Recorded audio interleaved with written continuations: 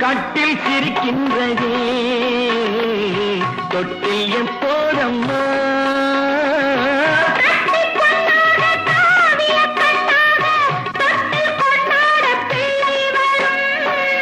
இங்கு நான் கொண்ட முத்தங்கள் அப்போது பிள்ளைக்கு போய்விடுமோ